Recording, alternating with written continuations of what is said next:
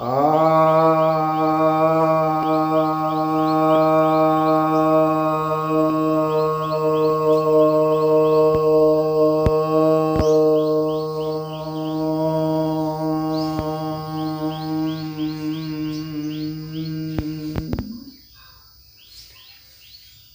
भक्तजनों को सप्रेम नमः। भक्तों, आज मैं आपको एक बहुत महत्वपूर्ण ध्यान साधना बतलाने जा रहा हूँ। यह योगियों में, ध्यानियों में बहुत ही ज़्यादा लोकप्रिय है और आप लोगों ने इसका नाम तो सुना होगा, परंतु आपको ये काफ़ी रहस्यमयी लगता होगा और समझ में नहीं आता होगा कि इसे किया कैसे जाए। तो यह ध्यान साधना है शून्य ध्यान साधना। तो इस ध्यान साधना को करने के लिए आप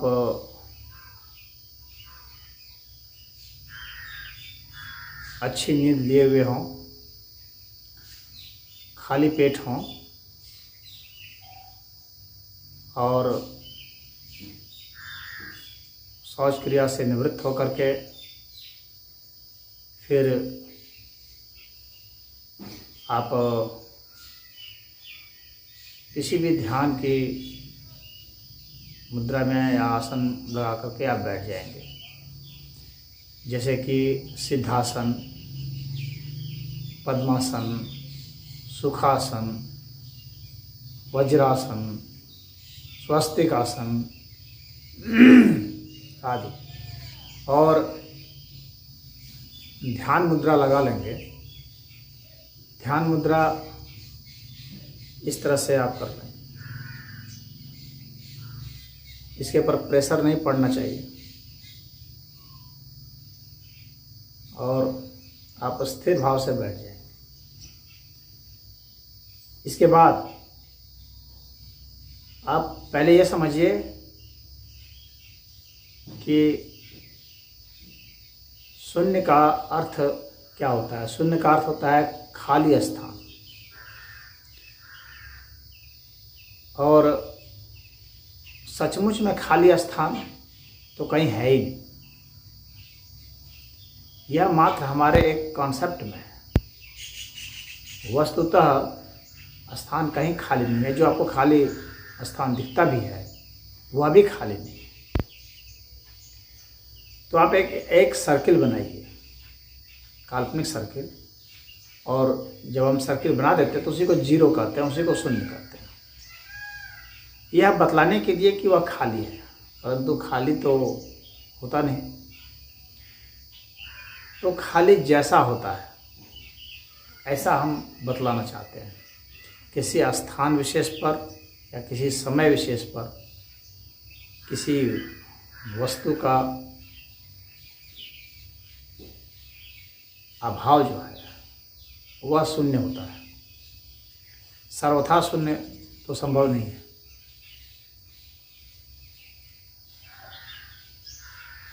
यह जो साकार अस्तित्व है, इस साकार अस्तित्व में क्या होता है कि इसका स्थान कहीं बदलता है। एक स्थान से दूसरे स्थान पे कोई चीज़ चली गई तो उस स्थान पर वह चीज़ कितनी बची, तो शून्य बची। हालांकि वहाँ कुछ चीज़ है, अन्य चीज़ है। जैसे आप किसी, मान लीजिए कि आपके पास कोई वस्तु है, उसको हटा के अपने दूसरी जगह रख दिया तो वहाँ पर हवा भर गई, लेकिन जिस वस्तु को हटाया गया वह वस्तु वहाँ कितनी बची, तो शून्य बची। कहने का मतलब है कि सापेक्षिक अभाव को बतलाने के लिए उस वस्तु का हम प्रयोग करते हैं शून्य का, अन्यथा शून्य ऐसे कुछ नहीं होता। तो इस जगत में, साकार जगत में, हर चीज़ हटती है अपने स्थान से और वहाँ पर कोई दूसरी चीज़ हो जाती है, तो वह स्थान जो है शून्य माना जाता है। उसी तरह से हम लोग के दिमाग में भी कई तरह की यादें हैं, वे यादें उस स्थान से हट जाती हैं तो उस याद का वहाँ पर अभाव हो गया तो शून्य उसको कहते हैं। लेकिन कोई दूसरी बात वहाँ आ सकती है उसके स्थान पर। तो इस तरह से ये वैचारिक अभाव, वैचारिक शून्यता होती है। और जब सारे विचार बंद हो जाते हैं तो वो निर्विचार की स्थिति होती है, उसे विचार शून्यता भी कहते हैं। परंतु विचार वहाँ से शून्य हो गए तो ऐसा नहीं कि वहाँ कुछ भी नहीं रह गया, वहाँ है, लेकिन अब विचार की शून्यता है। तो वहाँ जो दूसरी चीज़ है फिर उसका दूसरा नामकरण होगा कि यह अमुक चीज़ है। तो उसको चेतना कहते हैं, उसको भाव कहते हैं। ये विचार समाप्त हो गए, शून्यता हो गई तो वहाँ पर भाव रह सकता है। विचार समाप्त हो गए, भाव समाप्त हो गया। तो जब विचार और भाव दोनों समाप्त हो गए तो वहाँ चेतना होती है। इस तरह से वह स्थान बिल्कुल शून्य नहीं होता, परंतु हम जिस चीज़ को शून्य करना चाहते हैं उसको शून्य करते हैं। तो इस तरीके से हम अपने चित्र को भी शून्य कर सकते हैं, अपने दुखों को शून्य कर सकते हैं। जैसे कोमा की स्थिति जो होती है उसमें दुख नहीं होते, दर्द नहीं होते, तो वहाँ दर्द शून्य अवस्था है, परंतु है तो अवश्य कुछ ना कुछ। तो इस तरीके से हम कोई ना कोई चीज़ शून्य करते हैं। जिस चीज़ को शून्य करना चाहते हैं उसके लिए ही हम अभ्यास करते हैं, और हम और सूक्ष्मतर शून्य जो होते हैं उसमें प्रवेश करते हैं। तो जो वस्तु की जो शून्यता है वह हो सकता है कि हमें विचार की शून्यता, विचार की जो वहाँ उपलब्धि है वहाँ तक ले जाए, फिर विचार की शून्यता जो है भाव की उपलब्धि तक ले जाए, फिर भाव की शून्यता जो है वो चेतन तत्व की उपलब्धि तक ले जाए, और फिर चेतन तत्व की जो शून्यता आप सोचेंगे तो फिर वह जो है अनंत कहलाता है। जब हम चेतन से भी आगे और चले जाते हैं, उसको कुछ लोग परम चैतन्य भी कहते हैं, और कुछ लोग कहते हैं कि नहीं वो चैतन्यता से भी आगे है। तो चैतन्यता से आगे जो है फिर वो अनंतता है, और उससे आगे कुछ संभव ही नहीं हो सकता। तो अब इसके लिए क्या करते हैं, कैसे बैठ गए। अब इसके बाद आँख को हम बहुत सामान्य रूप से बंद कर लेंगे और प्रश्वास करेंगे और श्वास करेंगे, यानी श्वास छोड़ेंगे और श्वास भरेंगे। ये जो सामान्य प्रक्रिया हमारी हो रही है बस यही होते रहना है। इसके प्रति आपको सजग होना है, और इसमें आपको कल्पना यह करनी है कि आपको एक बड़ा सा एक शून्य ड्रॉ करना है अपने माइंड के, जितना बड़ा आप कर सकते हैं अधिकतम। और उसके बाद जब हम प्रश्वास करेंगे तो वह जो शून्य के छल्ले हैं वो छोटे होते जाएंगे। जैसे एक बड़ा छल्ला आपने जितना कल्पना किया उससे छोटा छल्ला, फिर उससे और छोटा, फिर उससे और छोटा, फिर उससे और छोटा और छोटा। इस तरह से छोटा जो है शून्य जो है वो आपका होता चला जाएगा। और जब आप श्वास भरेंगे तो वह छोटा शून्य जो है फिर और छल्ला बड़ा होता अधिकतम जितना बड़ा हो सकता है वो होगा। तो वह जो छल्ला जब बड़ा होगा तो उसके भीतर जो कुछ भी है वो खाली होता जाएगा, यानी उसमें फिर कुछ नहीं रहना चाहिए।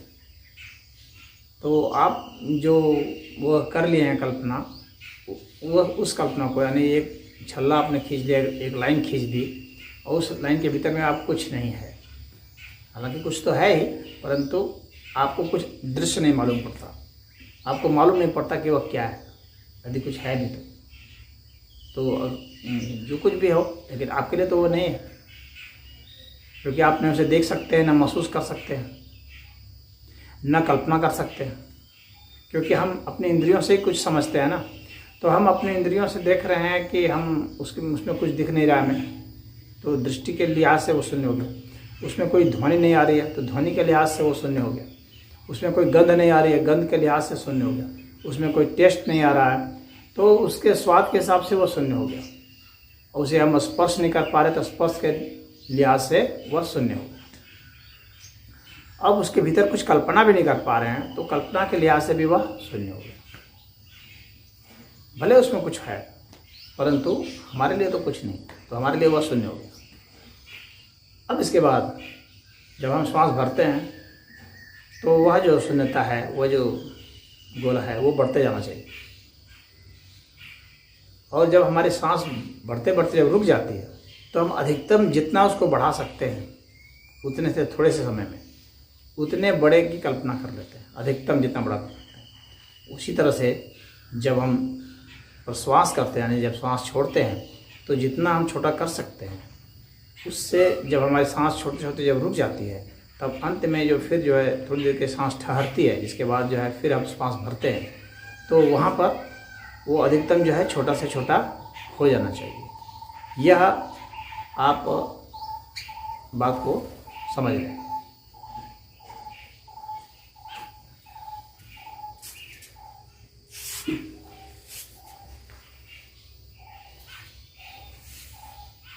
तो जो प्रश्वास जब होगा तो प्रश्वास में छोटा से छोटा होता जाना चाहिए, वो शून्य छोटा से छोटा होता जाएगा। और श्वास में जो बड़ा से बड़ा होता जाएगा।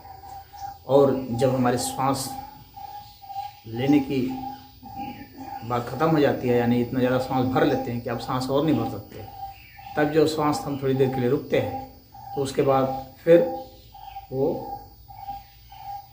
और बड़ा जितना हम अधिकतम कल्पना कर सकते हैं उतना कल्पना कर लेना।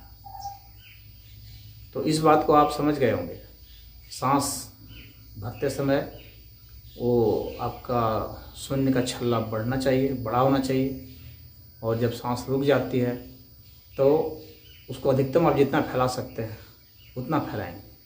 और वो फैल कर कितना हो सकता है तो ये आपकी साधना पूरी कब होती है? जब वो शून्य जो आपका फैल करके इतना हो जाए कि वो अनंत हो जाए, उसका फैलाव अनंत हो जाए, तो आपकी वह साधना पूरी हो गई। उसी तरह से जब आप सांस को छोड़ते हैं यानी प्रश्वास करते हैं तो वो छल्ला घटता जाएगा, छोटा होता जाएगा जब तक आपकी सांस पूरी छूट रही है और छोटा से छोटा होता जाएगा। आपको उसे अधिक से अधिक छोटा करना है। और छोटा छोटा करते करते जब आपकी सांस पूरी छूट जाती है, इसके बाद आप सांस और नहीं छोड़ सकते, तो उस बीच आपको थोड़ा सा समय मिलता है, अंतराल होता है समय का, जिसमें कि आप फिर सांस को भरने की कोशिश करते हैं। तो वह जो अंतराल होता है जिसमें कि आप सांस न छोड़ते हैं न जब सांस लेते हैं, उस अंतराल में आपको अधिकतम जितना सूक्ष्म शून्य की आप जो है परिकल्पना कर सकते हैं उतना करें। अधिकतम से अधिकतम, सूक्ष्म से सूक्ष्म का परिकल्पना करें। और यह आपकी पूरी कब हो जाएगी? जब वो इतनी सूक्ष्म हो जाएगी कि वह फैल करके फिर इनफाइनाइट हो जाएगी, वो अपने सूक्ष्मता में फैल करके। और जब आप श्वास लेते हैं तो उस वक्त तो वह अपनी विराटता में फैल करके अनंत हो जाता है। और जब श्वास भर लेने के बाद फिर जब आप प्रश्वास करते हैं, श्वास छोड़ते हैं, तो आप इतनी सूक्ष्मता में उसको छोड़ेंगे। और जब आप सांस की रुक जाती है तब उसके बाद इतने अधिकतम आप उसको छोड़ेंगे, इतना सूक्ष्म हो जाना चाहिए कि सूक्ष्मता में वह अनंत हो जाए। तो यह साधना जो विराटता में आपको शून्य से अनंत की ओर ले जाए और सूक्ष्मता में शून्य से अनंत की ओर ले जाए, तो यह साधना शून्य ध्यान साधना कहलाती है। क्योंकि हम इसे शुरुआत करते हैं यहाँ से, इसीलिए। वैसे कुछ लोग इसे अनंत ध्यान साधना भी कहते हैं, लेकिन चूँकि हम जहाँ से शुरू करते हैं उसी का ज़्यादा महत्व है साधना का। क्योंकि अनंत के बाद वहाँ तो साधना ही नहीं है, फिर वहाँ तो परिपूर्णता है, वो तो सिद्धि है। तो इसलिए सिद्धि के नाम पर नहीं रख करके साधना के नाम पर रखते हैं, तो शून्य ध्यान कहेंगे। और अनंत के नाम पर रखना चाहेंगे तो इसे अनंत सिद्धि कहेंगे। तो आप इसी तरह से बैठें और बिल्कुल आराम से सहज भाव से ही आप सांस भरेंगे और सांस छोड़ेंगे, और जैसे परिकल्पना मैंने कही है उस तरह से ही करेंगे। और ऐसा जब आप करते जाएंगे तो आपके शरीर में इस तरह से स्थिरता आने लगेगी, बिल्कुल शांति आने लगेगी। आप बैठे ही बैठे बस रहेंगे। और अमूमन ऐसे बैठे और आपकी जब वो शून्य की परिकल्पना बढ़ने लगती है, उसका दायरा जब बढ़ने लगेगा श्वास के समय और प्रश्वास के समय, जब उसका दायरा सूक्ष्म से सूक्ष्म होता है, सिकुड़ता जाएगा, तो एक समय तक अनंत की स्थिति आ जाएगी। और जब वो आ जाएगी आपकी साधना पूरी होगी। तो इसलिए इसमें यह मैं नहीं कह सकता कि आपको इसको 15 मिनट करना है, कि आधा घंटा करना है, कि 1 घंटा करना है, कि 3 घंटा करना है। यह आपको तब तक करना है जब तक कि श्वास भरते समय पूरा आप उसको फैला करके अनंत तक न पहुँचा दें, सांस रोक करके फिर। और सांस आपको जबरदस्ती कुछ रोकनी नहीं है, स्वभावतः जो सांस रुकती है लेने के बाद और छोड़ने के बाद, इन दोनों क्रियाओं में आपको रहना है। तो इसको करें और जितने लंबे समय तक आप करेंगे, और ऐसा समय जिसमें कि आप वो पूरा ही आपका हो जाता हो, यानी यह सिद्ध अवस्था हो जाता हो, तब तक के लिए यह समय साधना है। तो आज इतना ही। ओम।